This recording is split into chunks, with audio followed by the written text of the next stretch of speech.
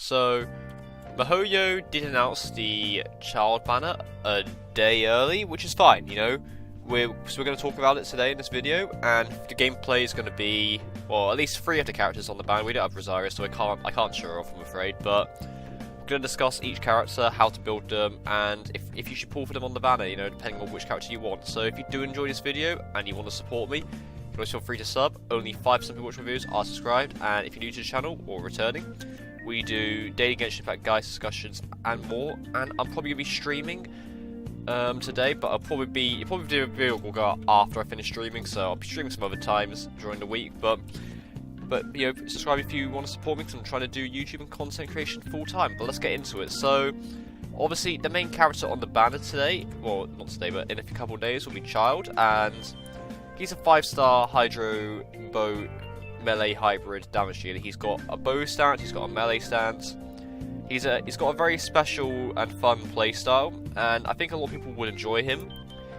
To build him, ideally, Rust is one of his best bows, but I don't have Rust, so the Blackcliff weapon's good, as well as the Prototype Crescent if you if you don't have anything else, or you could use the Windbloom Ode if you really don't have anything for him. So he's fairly simple to build, he's quite fun, and constellation wise, generally his Constellation 1 isn't that worth it. However, his other constellations, you could argue that they're okay. But yeah, I mean, artifact wise, you want to build maybe a 4-piece Heart of Depth or 2-piece Heart of Depth with a 2-piece Noblesse piece for if you want to do his burst build. And talent wise, generally his Foul Legacy, Raging Tide, and his burst, his So Happy Obliteration, are the best ones for him. Now we have Fischl. Fischl is an electro hybrid between a damage dealer and support. You can build her in a fun way. So support wise, I put a stringless on her. If you don't have a stringless, it's fine. Windbloom Mode, just as good. Well, actually, maybe it's a decent option. I mean, and you could use Prototype Crescent if you didn't craft a compound bow. But if you want to do a fun build that a lot of people call Machine Gun Fischl, I'd recommend getting a compound bow for her, because her normal attacks do actually quite a lot of physical damage, and it's a fun playstyle that I think people should try out, because it's quite, I enjoy it. Artifact wise, generally I put 4-piece Thundering Fury, but you could do 2-piece Gladiator, 2-piece Thundering Fury. You could do, if you're doing full physical, you could do maybe 2-piece Glad, 2-piece like Bloodstained Chivalry. It really depends on how you're going to build her. But constellations, all officials constellations are actually good. Apart from maybe, her C1, but actually no, wait, her C1's completely different to what I thought it was. Never mind. That's a talent. Yeah, it's a talent that I was thinking about. But it's okay. Fischl, great support, damage dealer, brilliant character. I love her. Now, I know a lot of people are gonna be upset about Barbara being on the banner, because you probably have a Barbara. You probably have 2 of them. You probably have 6 of them. We don't know. But Barbara's an okay healer. If you need a healer for your team, Barbara's an okay option. She's very simple to build. You just throw a Thrilling Tales of Dragon Slayers on her if you want to like increase your damage to your main damage dealer. If not, Prototype Hampus also a really good option as well. Those are really the 2 things you ever need. And you probably have Thrilling Tales of Dragon Slayers lying around.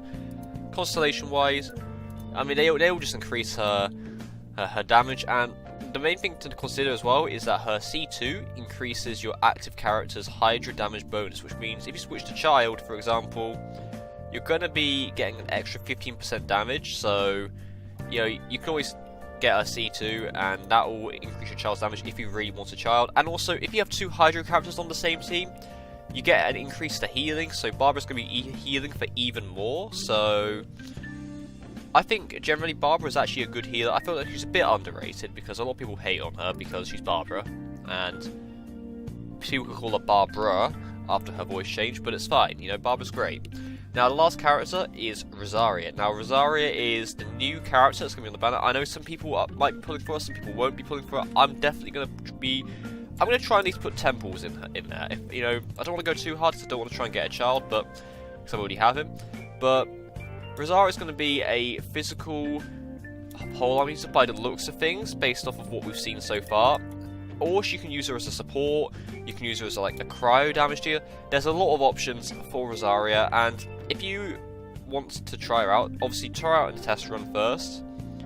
But after that, you honestly, if you like her, pull for her, because she looks like she's gonna be a fun pole-arm user to get, and yeah, overall, it looks great. She's looking to be really good. But yeah, thank you guys for watching this video. Let me know down below, are you gonna be pulling on this banner? What do you think about this banner? Because I was like 75% right with the characters, so I mean, I didn't do that bad. But yeah, hope to see you guys soon, and take care everyone, and I'll probably see you all when the banner comes out. So I'll see you all later, take care.